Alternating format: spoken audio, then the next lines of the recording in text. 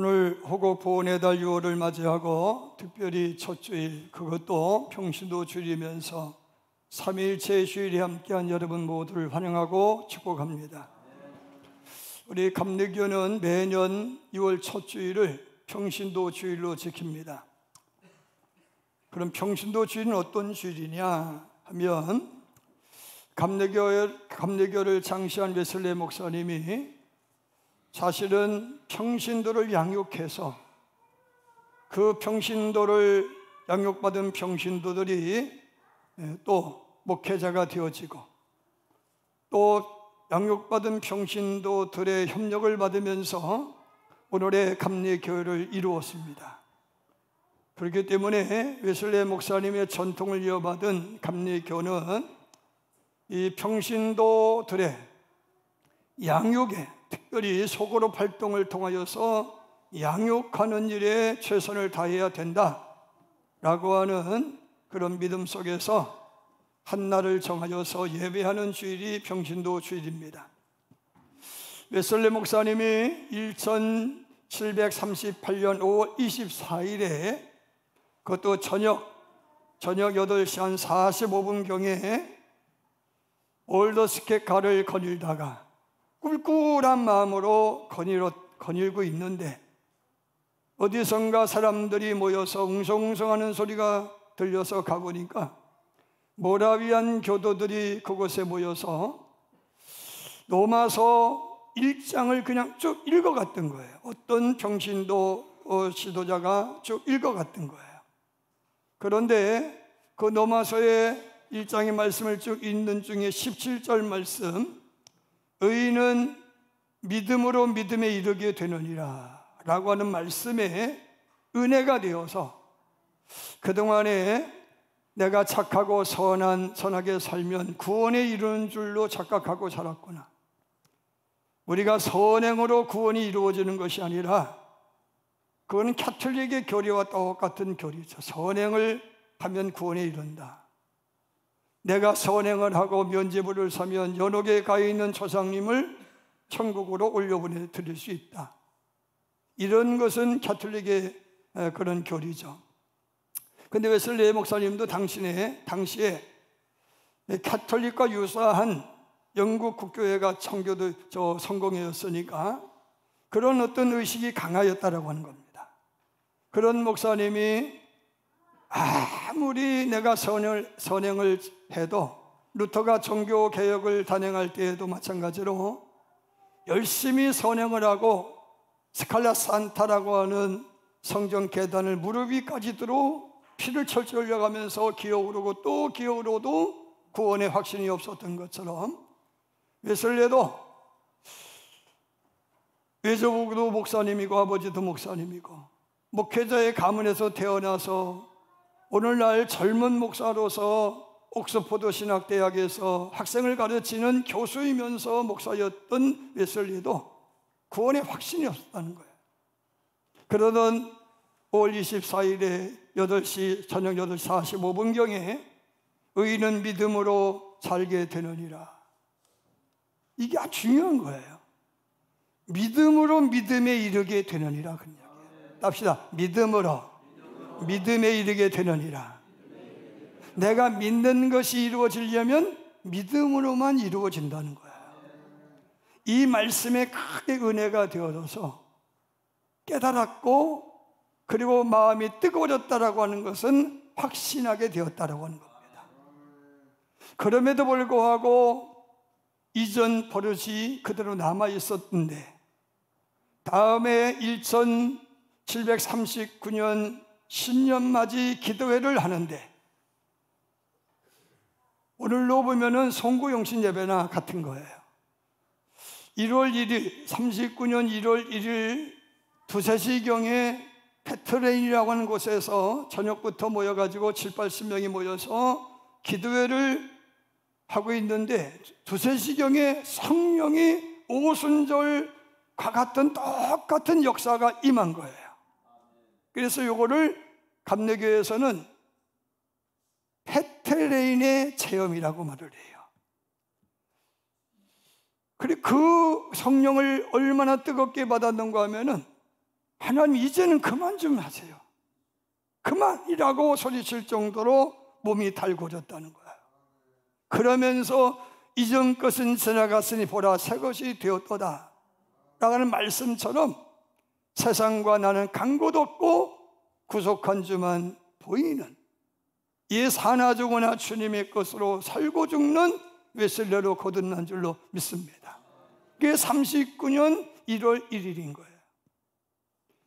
그렇게 해서 웨슬레와 함께 7, 80명이 성령을 경험한 이들로 인하여서 이제 처음에는 감리교 운동이 아니라 감리교 운동이 성령 운동이었던 거예요. 성공의 안에서의 성령 운동이었던 거예요. 근데 연말쯤 됐을 때 8, 9명, 10명 정도 되는 신도들, 당시에는 평신도라고 하지 않았어요. 신도라고 그랬어요. 신도들이 8명에서 10명 되는 신도들이 찾아와서 임박한 하나님의 진노를 피할 방법에 대해서 알려주십시오, 이렇게 부탁을 하니까 웨슬레 목사님이 그렇다고 하면 매주일 목요일 저녁에 8시쯤에 모이세요. 그러면 내가 당신들에게 말씀을 가르치겠습니다 해서 시작한 모임이 신도의 모임인 줄로 믿습니다. 이 신도의 모임을 통하여 가지고 일명 셀 중심의 평신도 양육이 시작이 된 거예요. 그러다가 교회가 이제 성장하면서 예배당이 필요했는데, 예배당에 필요한 예배당을 건축하고 난 다음에 그 예배당을 짓기 위해서 은행에서 융자를 받아서 지었는데 이 융자를 갚아야 되는데 길이 없어요. 그래서 임원에, 우리 식으로 보면 뭐 당회, 임시당회 이런 걸 하는데 포위성장이라고 하는 한 분이 나서서 하는 이야기가, 그러지 말고 우리 교인들이 일주일에 1페니씩 건축헌금합시다 라고 주장을 하는 거죠. 의견을 내는 거예요. 그 제청하고 동의 제청을 받아가지고 통과를 하는데, 아니 1페니를 못 내는 사람은 어떻게 합니까? 라는 말을 들었던 보이선장님께서, 그러면 우리 그러지 말고 저에게 10명에서 12명의 성도들을 붙여주십시오. 그러면 그 중에서 1페니 헌금 못하는 사람의 헌금을 제가 대신 내어드리겠습니다 라고 해서 10명에서 12명의 가정이 묶여져 가지고 이게 뭐가 되느냐? 속회가 된 줄로 믿습니다. 감리교 부흥의 결정적인 역할을 한 게 속회인 거예요. 그럼 그 속회의 활동이 뭐였느냐라고 하면은 앞서 말씀을 드린 대로 헌금할 수 없는 사람들을 또 헤아려서 그들이 상처받지 아니하고 낙심하지 않고 신앙생활 잘 할 수 있도록 은밀히 돕는 거예요.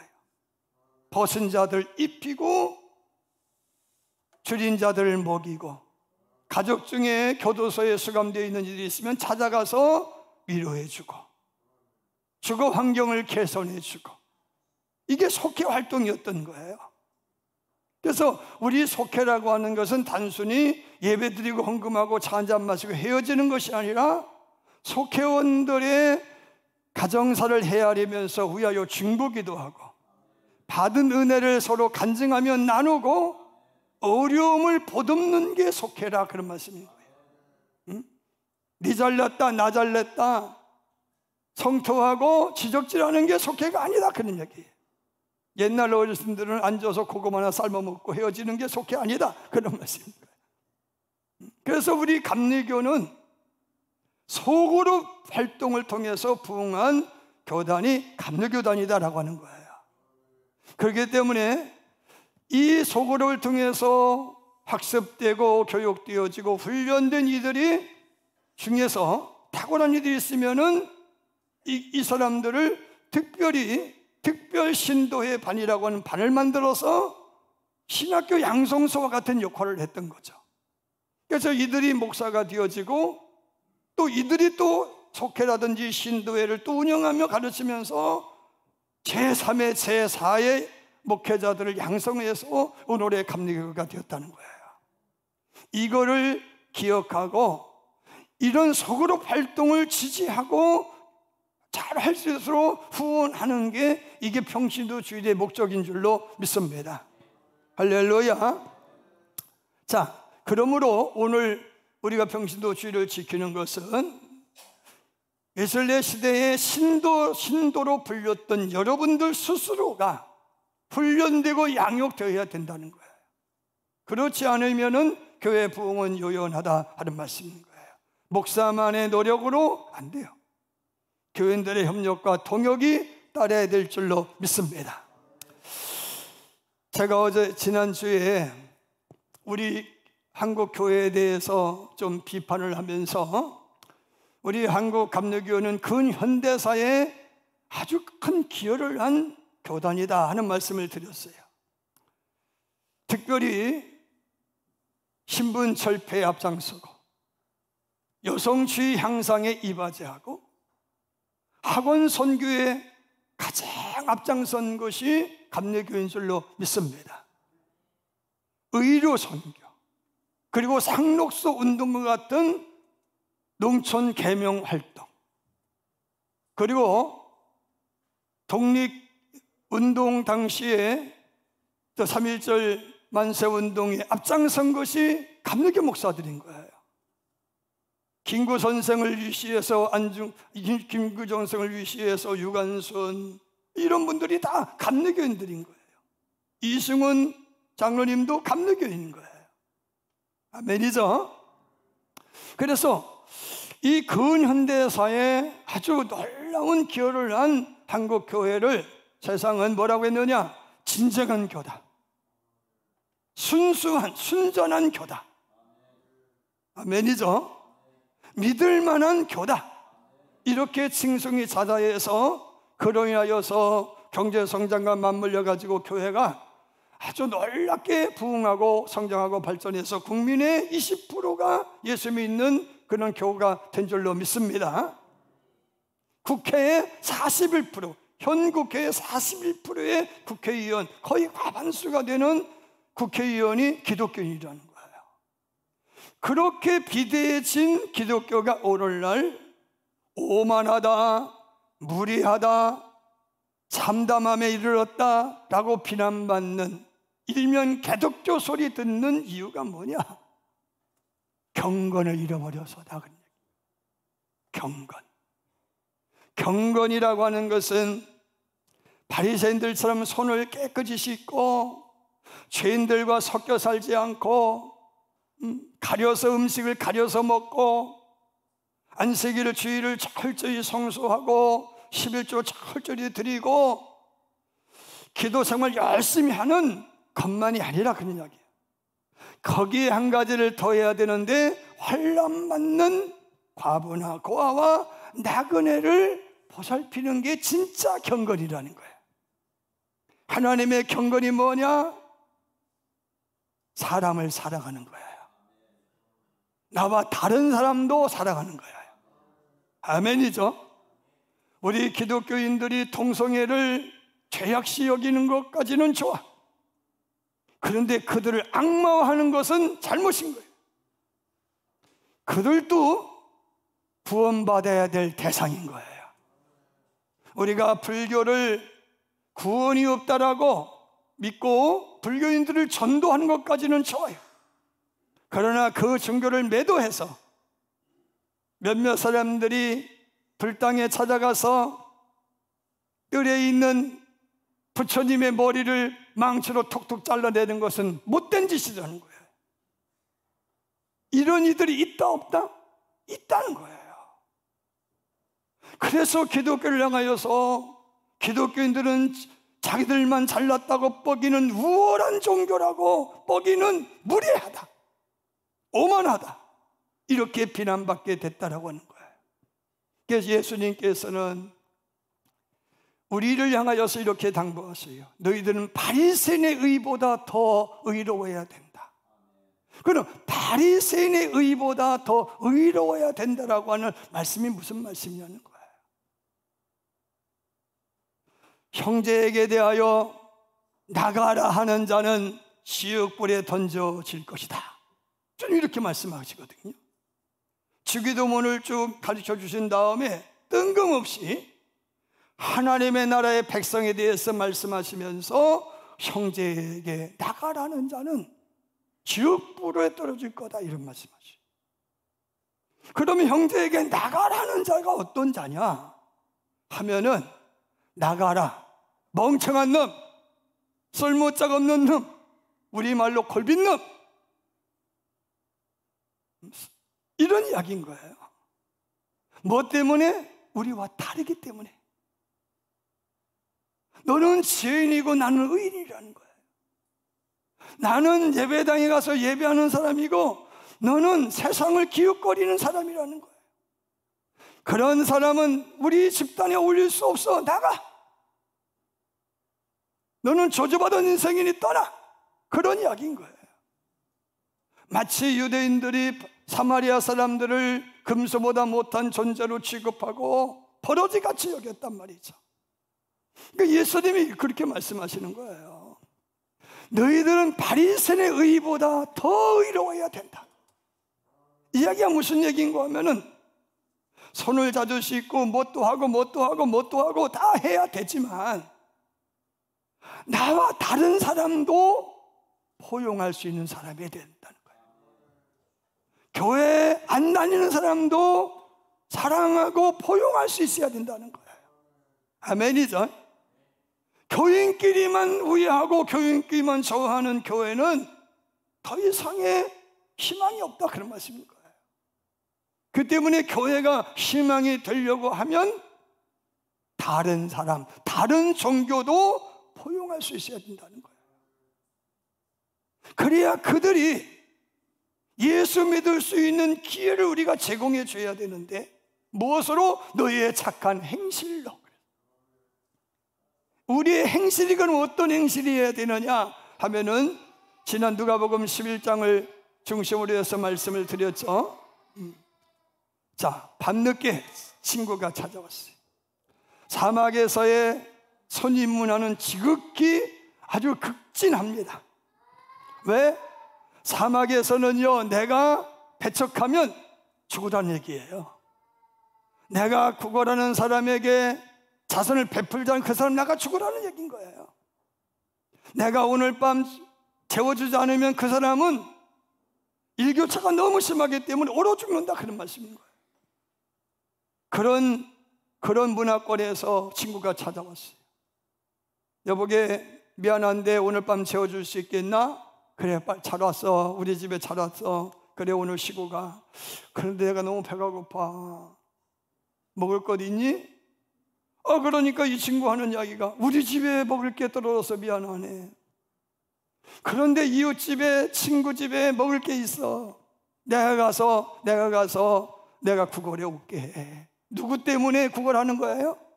친구 때문에 구걸하는 거예요. 그래서 문을 두드렸다, 그런 말씀이죠. 문을 두드렸어요.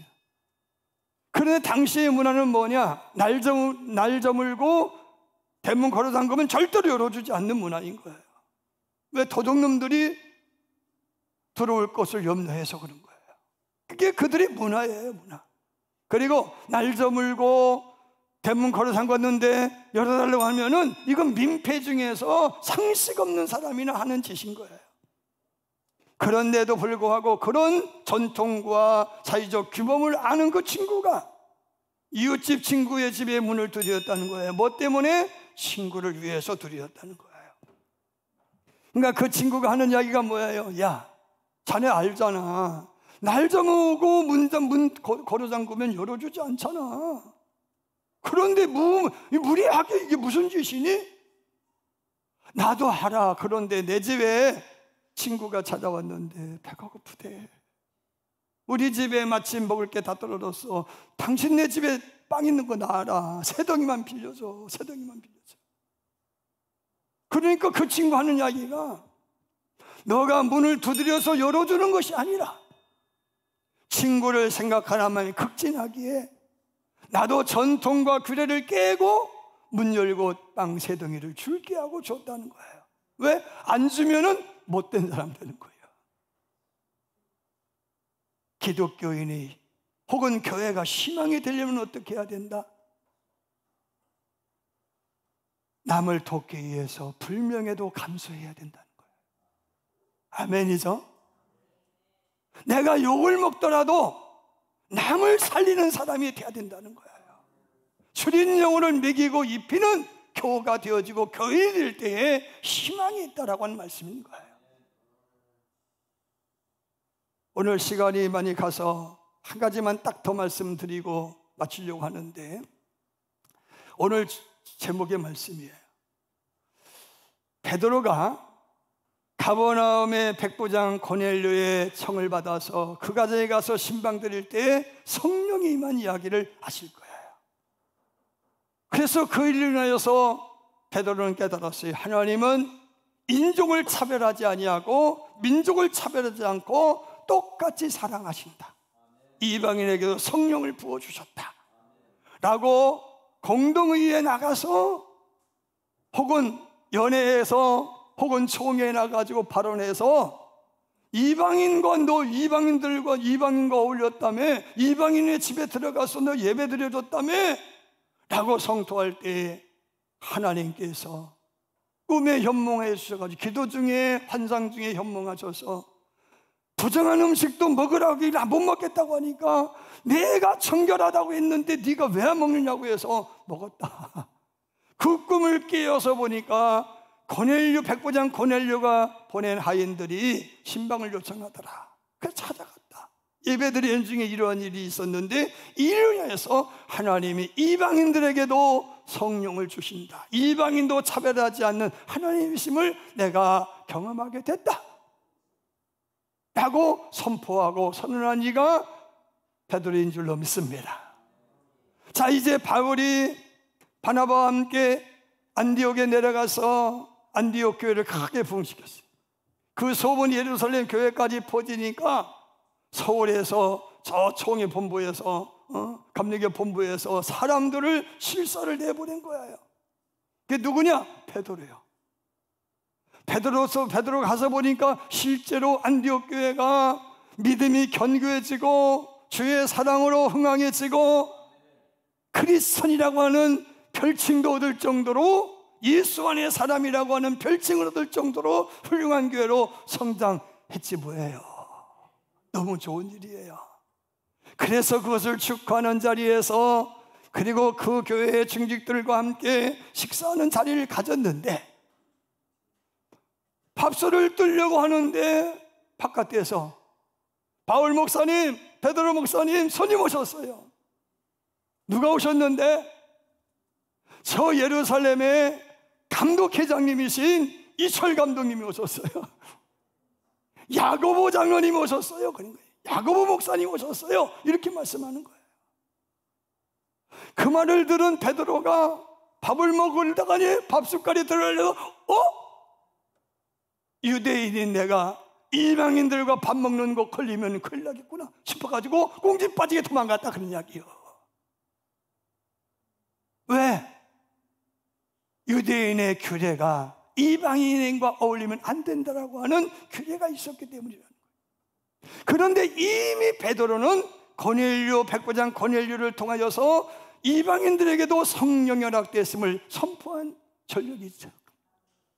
하나님은 차별이 없는 하나님이심을 경험한 베드로인 줄 믿습니다. 그런데 유대인과 헬라인을 차별하지 않는 하나님의 그 상품을 모르고 잊어버리고 단지 유대인의 규례를 안 지키고 있다고 하는 오명을 뒤집었을까 봐 꽁지 빠지게 도망갔다, 그냥. 그 모습을 본 바울이 뿔딱지가 났어요. 뿔딱지가 나서 하는 이야기가, 여보시오, 당신이 진짜 목사야? 양심을 속여? 왜 그러는데? 아니, 당신이 그래 이방인과 같이 밥 먹는다고 걸려서 괜히 불명예스러워질까 봐 꽁지빠지 도망갔잖아. 그게 정상적인 목사냐? 욕을 했다, 그런 이야기요. 그때 베드로가 어떻게 했냐? 잘못했네. 내 믿음이 견고하지 못해서 그래. 미안해, 안 그럴게. 그러고 바울과 턱지지 아니하고 그 말을 들었지만은, 그런 공개 망신을 당했지만은, 질책을 받았고 면책을 당했지만 턱지지 아니하고, 야, 내가 너 안디옥 교회 파송한 감독이야? 무엇이 어쩌자고? 라고 그에게 대적하지 않았다, 그 이야기예요. 질책하고 면책하는 말을 수용했다라고 하는 거예요. 할렐루야.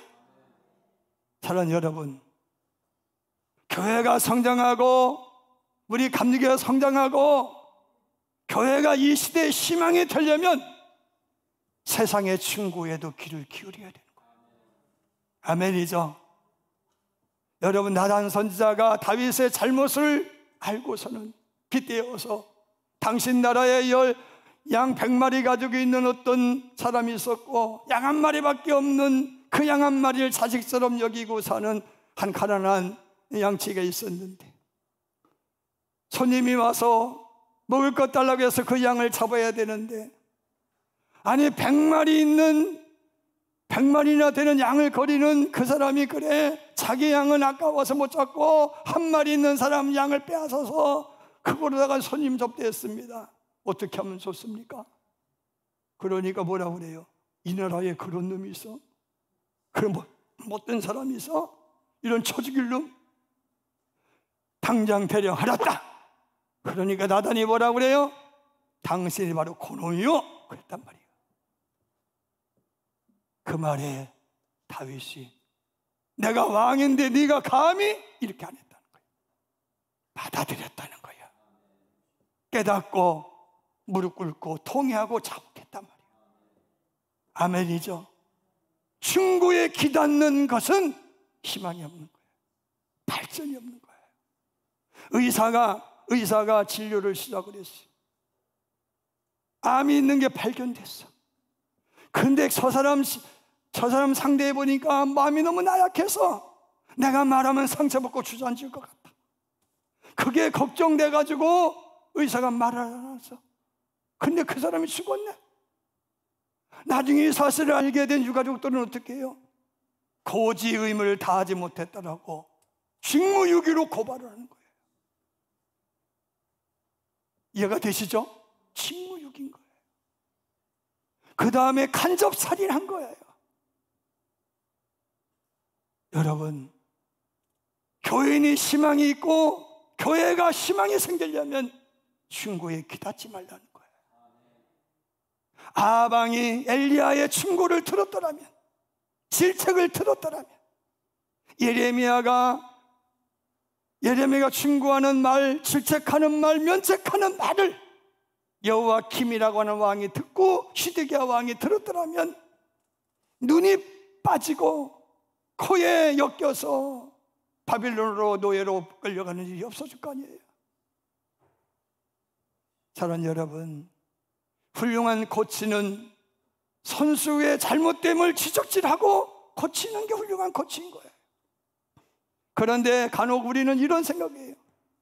잘못을 보고도 괜히 내가 저 사람 충고하면 의상에 덕지게 돼 하고 입 닥치는 것을 미덕으로 한다라고 하는 거예요. 그러니까 충고를 못 받으니까 오만해지는 거다. 오늘날 나를 향해서 하는 말씀인 거예요. 목사가 누구로부터 충고를 받을 때 귀담아 들어야 된다, 그런 이야기야. 누구도 마찬가지인 줄 믿습니다. 어떤 목사님 책 썼는데 이런 책을 썼어요. 어느 날 자기 와이프 사모님이 당신 집에 입냄새가 너무 심해, 박하사탕이라도 먹어. 그 말을 들은 목사님이 화가 났을까 안 났을까? 화가 났을까 안 났을까? 화내면은 비정상인 거예요. 그래? 아, 냄새 나나? 난 못 느끼겠는데. 냄새 난다고? 알았어. 박하사탕 먹는 거야. 아멘이죠. 내가 안수하려고 할 때는 어떻게 해? 가글이라도 하고 나와야지. 향수에도 뿌리고 오잖아요. 여러분, 자기 애완견이 할렐루야를 잘해. 주인만 보면 할렐루야 한단 말이에요. 근데 이놈이 하수도를 뒤졌는지 쓰레기통을 든 냄새가 지독해. 그럼 어디로 데리고 와요? 수도가로 데리고 가가지고 목욕을 시키려고 하는데 이름이 싫다고 나자빠지네. 주인을 물고 뜯으려고 하는 거야. 짖고 난리도 아니야. 여러분, 그래도 그 개를 사랑하는 주인은 목욕시켜요, 안 시켜요? 목욕시켜요. 이걸 우리가 충고로 받아들여야 된다는 거예요. 교회가 희망이 생기려면, 진보의 진보를 거듭하려면 어떻게 해야 돼요? 충고와 충언을 귀담아 들으라는 거예요. 아멘이죠? 말씀 정리해요. 포용할 수 있는 교회, 교인이 되어야 될 줄로 믿습니다. 충고를 귀담아 들을 수 있는 교회와 교인이 되릴 줄로 믿습니다. 남을 구원하기 위해서 내가 불명예라도 뒤집어 쓸 수 있는 그런 국률의 사람이 되릴 줄로 믿습니다. 그럴 때 교회에 희망이 있다라고 하는 거예요. 교회가 희망이 되려면 이 세 가지를 꼭 유념하기를 주님으로 축원합니다. 다 일어나서 우리 찬양합시다.